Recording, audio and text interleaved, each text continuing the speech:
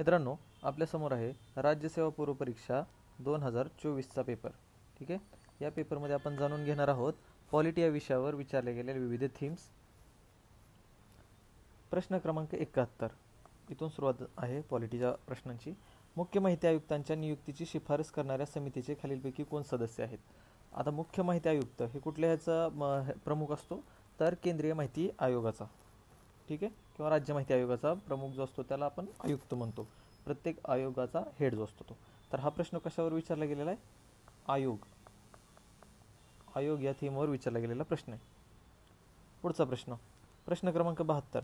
भारताच्या राज्यघटनेतील कोणत्या कलमात भारताचे नियंत्रक व महालेखा परीक्षक या पदाची तरतूद आहे? नियंत्रक व महालेखा परीक्षक म्हणजे कोण? कॅग या थीमवर हा प्रश्न आलेला आहे. कॅगच्या रिलेटेड त्याचं कलम विचारलेलं आहे. प्रश्न क्रमांक 73. केशवानंद भारती खटल्याबाबत खालील विधाने विचारात घ्या आणि त्याच्या रिलेटेड 4 विधानं दिलेली आहेत. आता केशवानंद भारती खटला हा एक खूप फेमस खटला आहे, जो 1972-73च्या वेळेस हा झालेला खटला आहे. ठीक आहे. तर ही कुठली थीम आहे? खटले किंवा केसेस. ओके. पुढे प्रश्न क्रमांक 74. भारताचा आकस्मिक निधी खालीलपैकी कोणाच्या अधिकाराखाली ठेवण्यात आलेला आहे? आणि परत 4 ऑप्शन दिलेले आहेत. ओके. तर ह्या प्रश्नामध्ये निधीच्या बद्दल विचारलेलं आहे. ठीक आहे. तर हा आहे जी की एक निधी या थीमच्या खाली याला आपण कन्सिडर करूया, जी की एक आउट ऑफ द बॉक्स, म्हणजे ह्याच्या रिलेटेड कधी आधी विचारलं गेलेलं नाही अशी एक थीम आहे. ओके. पुढचा प्रश्न, प्रश्न क्रमांक 75.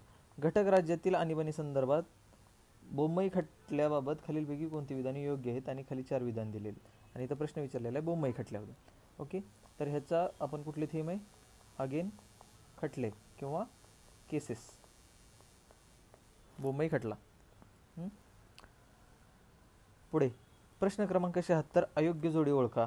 इथे 4 तारखा दिलेल्या आहेत, जुलै 22, जानेवारी 24, 25 आणि 26 असं. आणि संविधान सभेनं त्या दिवशी काय केलं त्याच्याबद्दल समोर त्याचे कार्य दिलेले आहेत. तर त्याच्यातली अयोग्य जोडी ओळखायची. आता आपल्याला हे माहिती पाहिजे की संविधान सभा हे कुठल्या पार्टमध्ये येतं? राज्यघटनेची पार्श्वभूमी.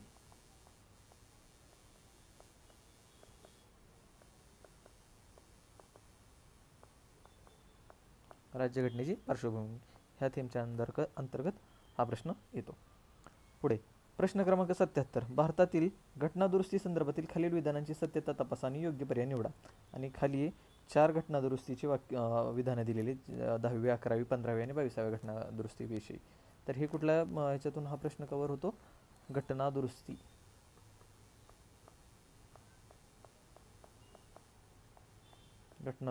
या थीमच्या अंतर्गत हा प्रश्न मोडतो. प्रश्न क्रमांक 78. केंद्रीय माहिती आयोगामध्ये एक मुख्य माहिती आयुक्त आणि जास्तीत जास्त किती माहिती आयुक्तांचा समावेश असतो? परत सेंट्रल इन्फॉर्मेशन कमिशन आलं म्हणजे काय आलं? आयोगावर आधारित प्रश्न दिसतो आपल्याला. पुढे प्रश्न क्रमांक 79. भारताच्या नागरिकत्वाविषयी खालीलपैकी योग्य विधाने कोणती? आणि खाली 3 विधाने दिलेली आहेत. कशाविषयी? नागरिकत्वाविषयी. मग म्हणजे हा कुठला येतो? राज्यघटनेचा पार्ट 2. म्हणजे ही एक थीम आपण कन्सिडर करतोय, नागरिकत्व. ओके. पुढे प्रश्न क्रमांक 80. राज्यघटनेतील कोणती कलमे आपल्या देशातील निवडणूक व्यवस्थेसाठी तरतूद करतात? कशाच्या रिलेटेड? निवडणूक व्यवस्थेसाठी. आता निवडणूक कोण घेतं आपल्यातला? निवडणूक आयोग. बरोबर आहे. निवडणूक आयोग, निर्वाचन आयोग आपण त्याला म्हणतो. म्हणजे परत हे कशात येतं? आयोग आणि त्याच्या रिलेटेड ही 4 कलमे. प्रश्न क्रमांक 81. भारतीय राज्यघटना धर्मनिरपेक्ष राज्य स्थापित करते म्हणजेच, आणि खाली 5 विधानं दिलेली. आता हे धर्मनिरपेक्ष राज्य हे कशाच्या अंतर्गत कव्हर होणारा प्रश्न आहे हा? तर घटनेची वैशिष्ट्ये.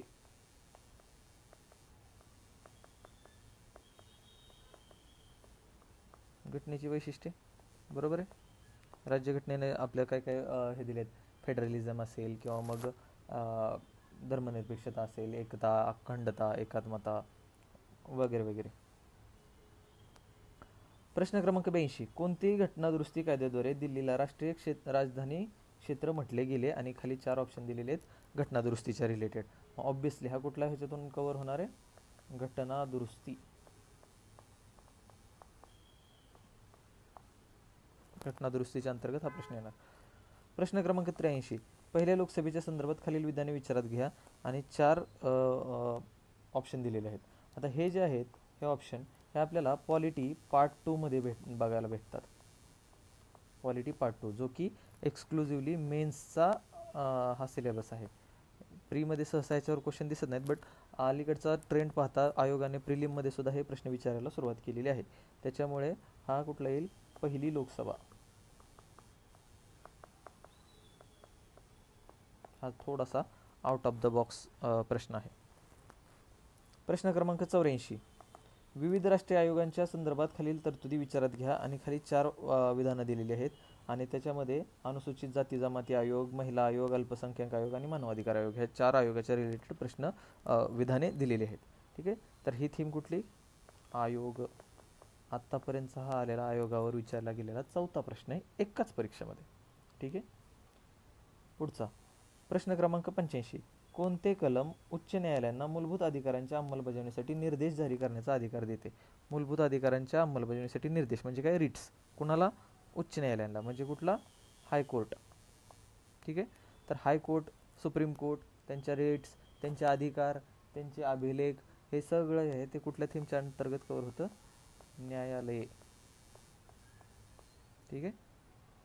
आपण 15 क्वेश्चन अशा तऱ्हेने ते पॉलिटीचे बघितले आहेत.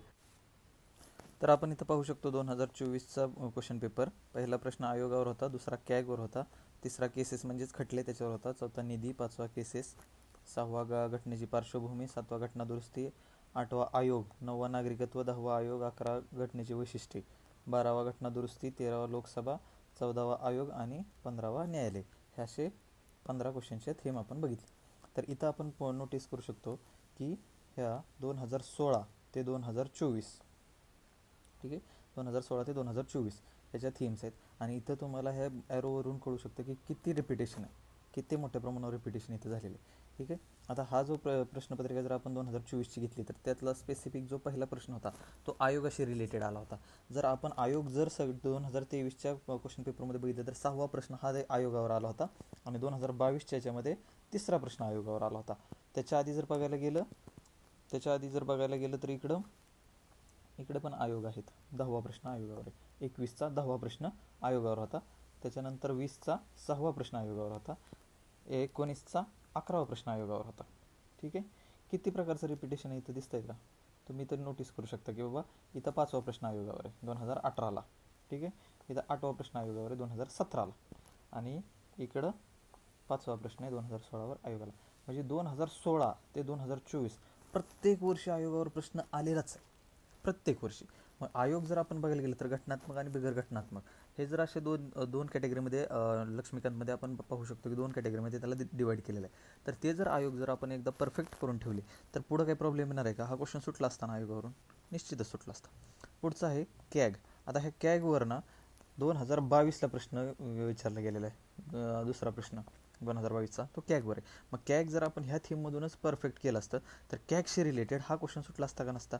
बरं, ह्याच्या आधी कॅग कधी आलेला आहे? ह्याचं जर पाहिलं आपण तर ह्याच्या आधी कॅग 2021च्या परीक्षेतला 8वा प्रश्न कॅगवर आलेला आहे. ठीक आहे. 2021चा 8वा म्हणजे 3 वेळा क्वेश्चन रिपीट झालेला आहे, 3 वेळा थीम रिपीट झालेली. ठीक आहे. मग एकच थीम त्याच्यात वेगवेगळे प्रश्न विचारले गेलेत पण ती थीम एकच आहे, कॅग. मग एकदा जर कॅग परफेक्ट केला असता आपण तर इथं कॅगचा प्रश्न सुटला असता का नसता? परत केसेस. आता आपण पाहू शकतो की केसेस ज्या आता तसं बघायला गेलं तर केसेस भरपूर आहेत जे की घटनादुरुस्तीच्या रिलेटेड विविध खटले जे चालले होते. बट त्यातले जे प्रॉमिनंट आहेत, जे प्रॉमिनंट हार्डली 10 ते 15 फक्त खटले आपल्याला सापडतील. हे पण खूप झाले, याच्यापेक्षा कमीच सापडतील. ते जर खटले आपण व्यवस्थितपणे केले तर ॲटलिस्ट आपण जे 4 ऑप्शन आहेत त्यातले 2 तरी इलिमिनेट करू शकतो की बाबा हे 2 नवीन आहेत, ह्याचा काही संबंध नाही, मग ह्या 2 पैकी आपलं एक असू शकतं. म्हणजे हे जर 10 ते 15वर आपली जर मजबूत पकड असली तर कुठला क्वेश्चन आहे, कुठलं उत्तर आहे, ह्याच्यापेक्षा कुठलं उत्तर नाही हे सुद्धा आपल्याला समजू शकतं. ठीक आहे. त्याच्यानंतर हा जो चा क्वेश्चन आहे निधीवरचा तो एक आउट ऑफ द बॉक्स आलेला जो आधी कधी थीम रिपीट झाली नव्हते. तर असे पण प्रश्न येऊ शकतात का? तर हो, येऊ शकतात. त्यानंतर 5वा अगेन केसेस. इथं 3रा आणि 5वा आपण बघितलं.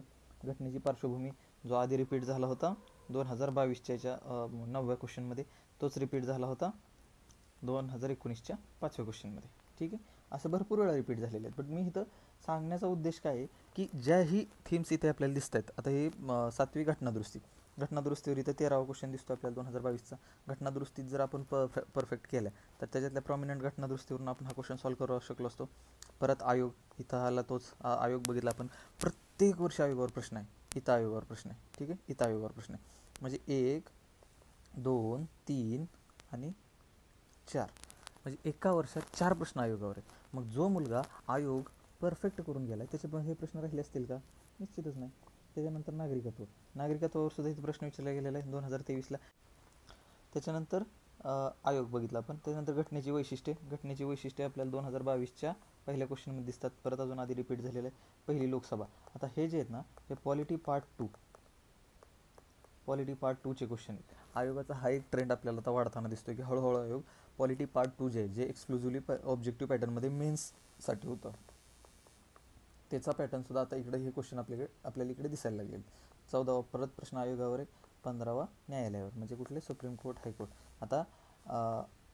आता ह्या न्यायालयावरती प्रश्न आपल्याला बघा किती रिपीट झालेले पाहायला की थीम किती वेळा रिपीट झालेली पाहायला भेटते. इथं 14वा प्रश्न बघा कुठला? 2020चा 14 प्रश्न दिसतो इथं. त्याच्यानंतर 2019ला 2 प्रश्न विचारलेत. इथं 14वाच क्वेश्चन आहे, इकडं 7वा क्वेश्चन आहे. ठीक आहे, त्याच्यानंतर हीच थीम कुठं रिपीट झाली? 2017च्या 13व्या क्वेश्चनमध्ये. ठीक आहे, कळतं इथं किती लेवलला, म्हणजे एखाद्या जर ना सुप्रीम कोर्ट आणि हायकोर्ट जर परफेक्ट करून ठेवलं, हार्डली त्याचे एक 2 ते 3 पेजेस फक्त आपल्याला पाहायला भेटतील, 2 ते 3 पेजेस. पण त्याच्यावर जर पकड असली तर इथं क्वेश्चन सॉल्व्ह करू शकला असतं का? म्हणजे 2024चं जे आपलं एक्झाम झाली आत्ताची लेटेस्ट, त्याच्यामध्ये फक्त हा 4था क्वेश्चन आणि हा 13वा क्वेश्चन, हे 2 क्वेश्चन सोडले तर बाकीचे सगळे 13च्या 13 क्वेश्चन हे रिपीटेड थीममधून झालेले आहेत. मग ज्याची ह्या थीम्सवर पकड असेल त्याला हे 13 क्वेश्चन सुटतील की नाही? बरोबर आहे. मग 15 पैकी जर 13 क्वेश्चन येत असतील तर आपण पॉझिटिव्हमध्येच आहे ना. आणि मग आपल्याला पुढं जे उरलेले सब्जेक्ट, आता हा जर सोपा सब्जेक्ट आहे पॉलिटी, तर हा जर सब्जेक्टवर असे पकड असेल तर मग पुढचं जे मेरिट आहे आपलं ते क्रॅक करायला किती एफर्ट घ्यावे लागतील? अर्थातच कमी. ठीक आहे, सेम 2023चा आपण पाहू शकतो. सेम 2023चा पहिला रिपीटेड थीममधून आलेला आहे, दुसरा रिपीटेड थीम आहे, तिसरा रिपीटेड थीम आहे, चौथा हा राजभाषा, हा जरा थोडा आउट ऑफ द बॉक्स आला होता, जो की याच्या आधी नव्हता. 5वा पंचायत राज आलेला आहे. पंचायत राजच्या ह्याच्या आधी एकदा फक्त प्रश्न विचारला गेलेला इथं 2017च्या क्वेश्चनमध्ये 12वा प्रश्न. आता पंचायत राजला भरपूर लोक वेटेज देतात. पंचायत राजची खूप मनात भीती बाळगतात 73वी आणि 74वी घटनादुरुस्ती, आणि सगळेजण त्याचे आयोग, त्याचे कलम, त्याचे वेगवेगळे ते वित्त आयोग असेल किंवा त्याचा निवडणूक आयोग असेल, त्याचं जागेची रचना, वॉर्ड वगैरे सगळ्या ह्याच्यावर भरपूर मेहनत घेतात. पण तुम्हाला एक इथं गोष्ट नोटीस होती का की पंचायत राजवर फक्त 2017ला एक प्रश्न विचारला गेलेला आणि 2023ला, म्हणजे किती कमी वेटेज. आता पंचायत राज हेच जर आपण बघितलं तर कंबाईनची जी एक्झाम आहे त्याच्यामध्ये पंचायत राजला खूप जास्त वेटेज आहे, तिथं खूप वेळा आपल्याला हा प्रश्न दिसतो, पण इथं नाही. मग इथं आपल्याला फक्त एवढंच बघायचं की आयोग इंटरेस्टेड कुठल्या गोष्टीत आहेत. इथं घटनादुरुस्ती, मूलभूत हक्कावर पण प्रश्न विचारले गेले पण खूप कमी आहेत. इथं मूलभूत हक्कावर आहे आणि ह्याच्या आधी इथं मूलभूत हक्कावर, म्हणजे विचारला गेलेला आहे प्रश्न पण खूप कमी वेळा ॲज कम्पेअर टू कंबाईन. इथं पण मूलभूत हक्कावर प्रश्न दिसतोय आणि इथं पण हे जे सांगायचा मुद्दा आहे की घटनादुरुस्ती, मूलभूत हक्क, राष्ट्रपती आणि उपराष्ट्रपती कॅग ह्यांच्यामध्ये ना राज्यसेवेच्या पॅटर्नमध्ये आपल्याला खूप जास्त क्वेश्चन सापडता येतात. त्याच्यानंतर घटनादुरुस्ती आणि त्याच्या रिलेटेड जे वाद झालेले म्हणजे जे खटलेत त्याच्यावर येऊ शकतात, प्रश्न जास्त येऊ शकतात. संसद केंद्र राज्य संबंधातल्या जे महत्त्वाचे आहेत, संसदीय समित्या असतील, संसदेचं कामकाज असेल, इथं पण संसद आपल्याला पॅटर्न दिसतोय. तर मग ह्या ज्या गोष्टी ह्या प्रॉमिनंटली राज्यसेवेसाठी विचारल्या जातात. ठीक आहे, तर मग हे जे आहे ते माझ्या ॲनालिसिसनुसार मी ह्या थीमचं ॲनालिसिस केलेलं आहे. गेल्या 9 पेपरमधले 9 वर्षाचे पेपर जे झाले त्याच्यामधला हा ॲनालिसिस आहे. आपण हा ॲनालिसिस फॉलो करू शकता किंवा तुमच्या ह्याच्यानुसार तुम्ही परत स्वतः ॲनालिसिस करून पण तुम्ही ह्या गोष्टी तुम्हाला पॉईंट आउट होतात की ते पाहू शकता आणि तुम्ही स्वतः एकदा स्वतःचं ॲनालिसिस करू शकता. ठीक आहे, धन्यवाद.